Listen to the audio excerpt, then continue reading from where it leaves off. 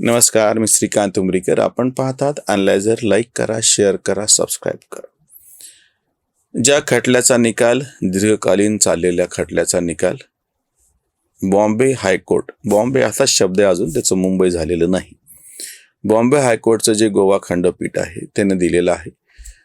तरुण तेजपाल, तहलका हे जे प्रसिद्ध असं त्यांचं पोर्टल होतं, त्याच्यावरती जे सगळं काही ह्यांचे सगळे धमाके चालायचे, तहलका नावच त्याचं होतं. आणि त्या तरुण तेजपालला आपल्या तरुण महिला सहकार्यावरती यौन शोषण केलं, त्यांच्यावरती जबरदस्ती केली आणि ह्याच्यामुळे 10 वर्षाची शिक्षा खालच्या कोर्टाने त्यांना सोडलं होतं, पण वरच्या कोर्टाने आता त्यांना ती शिक्षा दिलेली, तो निकाल समोर आलेला. प्रत्यक्ष निकालावर बोलावं असं काही नाही, पण त्याच्या निमित्तानं ज्या प्रतिक्रिया उमटतात त्या मोठ्या विचित्र आहेत.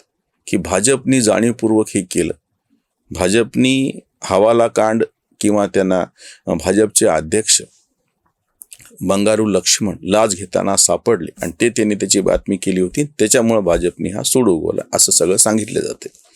किती निर्लज्जपणा आहे बघा. तरुण तेजपाल यांनी जी कुठली प्रत्यक्ष पत्रकारिता केली त्याच्या बाबतीतली ही केस नाहीये, किंवा त्यांनी कुठली बातमी खोटी खरी कुठल्या पद्धतीने केली ही केस नाहीये. ही केस कुठल्याही बाकीच्या सामाजिक कार्यकर्त्यांनी, राजकीय कार्यकर्त्यांनी तरुण तेजपालवरती केलेली नाहीये.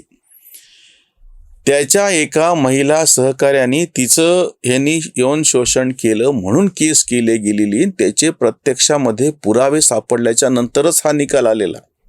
आणि तरीही समर्थन असं करतात, म्हणजे हे किती टोकाला गेलेलं आहे बघा तुम्ही.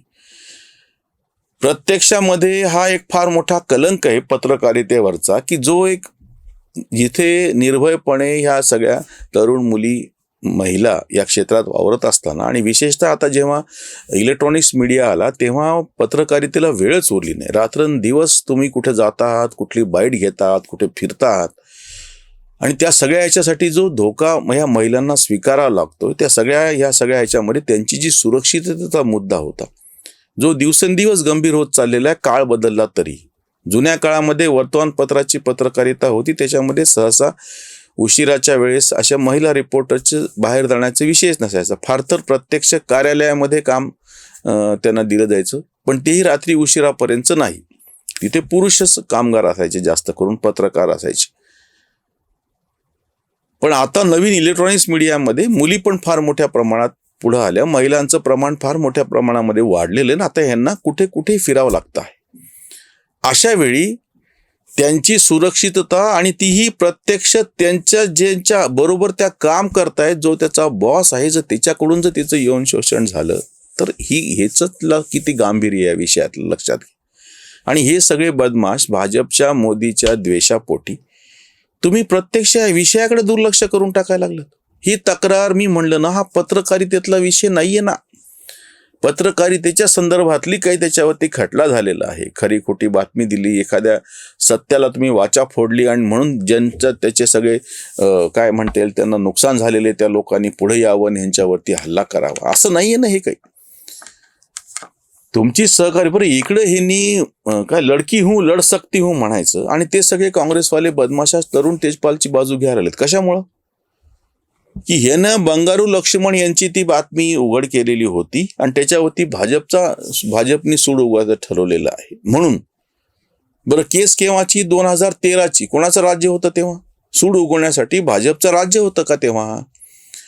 जेव्हा ही केस सुरू झाली 2013 मधली गोष्ट आहे. बाकीची तर सगळी प्रक्रिया न्यायालयीन प्रक्रिया आहे ना, त्याच्यामध्ये कोणी काय पडायचं मध्ये काही कारणच नाही. जसं नॅशनल हेराल्डची केस केव्हाची आहे, लालू प्रसाद यादव यांच्या विरोधातली केस केव्हाची आहे. वारंवार जेव्हा हे भाजपनी केलं असं म्हणत असताना त्यांनी त्याचा नंतर फायदा घेतला असेल हे मी समजू शकतो.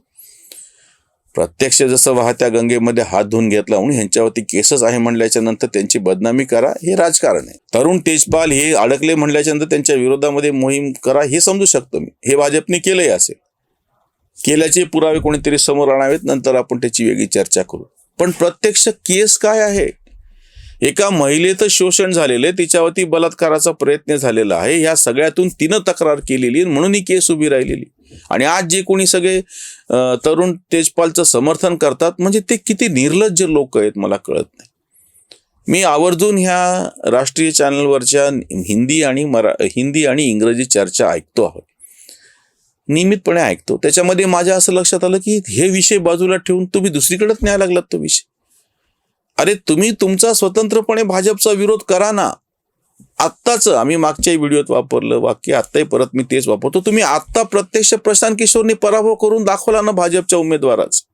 मध्य प्रदेशमध्ये तुम्ही भाजपच्या उमेदवाराचा पराभव करून दाखवला, तो मार्ग आहे.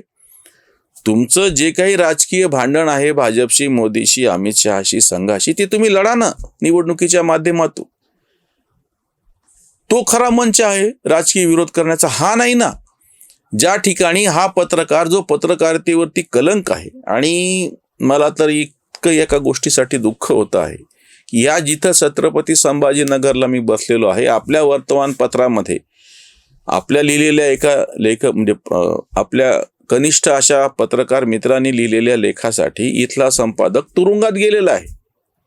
पत्रमहर्षी अनंत भालेराव हे पन्नालाल सुराणा यांनी जो लेख लिहिला आणि त्याच्यावरती जो खटला झाला आणि यांना पुरावा सादर करता नाही आला, खटला पन्नालाल सुराणावरती झाला होता, पण त्यांच्यासोबत संपादक म्हणून जबाबदारी स्वीकारून आनंद भालेराव तुरुंगामध्ये गेले.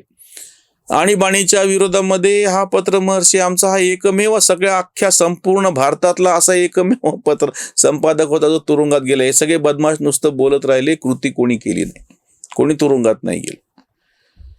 या ठिकाणी मी बसलेलो आहे, त्या ठिकाणी जेव्हा ही बातमी एका पत्रकारितेचं अशा पद्धतीचं असभ्य वर्तन आणि त्याच्या सगळ्या मुद्दा समोर येतोय, त्याला तर मी म्हणलं ना तो नालाय की त्याची काय त्याला शिक्षा व्हायची ते होईल. म्हणजे झाली पुढचं, आता हे सर्वोच्च न्यायालयात गेले तर अजून पुढं काय होईल ती गोष्ट वेगळी, अजून काही वर्ष खटला चालेल. पण त्याचं समर्थन करणारे म्हणजे मला ह्या निर्लज्जपणाचं काही कळतच नाही की काय गोष्ट चालू आहे. आणि हे सगळे लोक खोटारडेपणा करून ब्रजभूषण शरण सिंह भाजपचे खासदार, त्यांच्या विरोधात त्यांनी किती देशभरामध्ये गदारोळ माजवला होता की जेव्हा त्याच्यामध्ये काहीच सापडलं नाही. त्यांची आता सुटका झाली. आम्ही त्याच्यावरती 2 दिवसापूर्वी व्हिडिओ केलेले.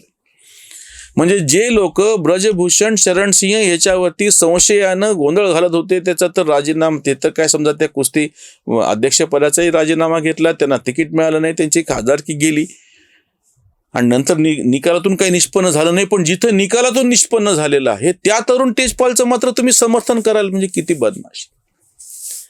ज्या प्रत्यक्ष निकाल दिल्याच्या नंतर ब्रजभूषण शरण सिंह निर्दोष आहेत हे सुटल्याच्या नंतर हे सगळे मधल्या काळात बॉम्ब करणारे, राईचा पर्वत करणारे राई पण नाहीये.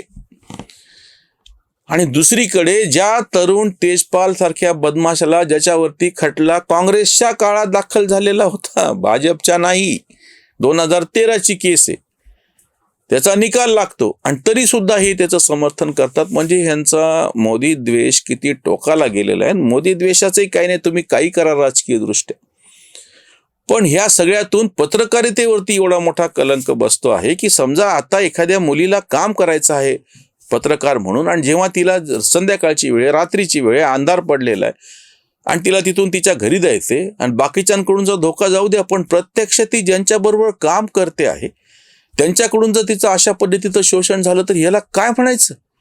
आम्ही जिथं काम करतो तिथं ही निशिगंधा मला मुलीसारखी आहे, ती इथं काम करते, बाकी सगळे पुरुष आहेत. तिच्यासारख्या मुलींना ह्या सगळ्या प्रकरणातून इतका तरी दिलासा मिळेल की कोणीतरी तुमचं ऐकतंय, त्याला न्याय मिळतो आहे म्हणून, आणि धैर्यानं बाकीच्या मुली आता पुढे येतील. यापूर्वी सुद्धा वेगवेगळ्या चॅनल्सवरती मी महिला पत्रकार जेव्हा बघतो पुढे आलेल्या धाडसाने मांडणी करणाऱ्या, मला त्याचं कौतुक वाटतं. आणि त्याच्यावरती कलंक असलेलं हे सगळं प्रकरण आहे. न्यायालयाने जो निकाल दिला त्याचं तर स्वागतच आहे. सर्वोच्च न्यायालय त्याची शिक्षा टिकावी नाही, अजून त्याला कडक शिक्षा व्हावी.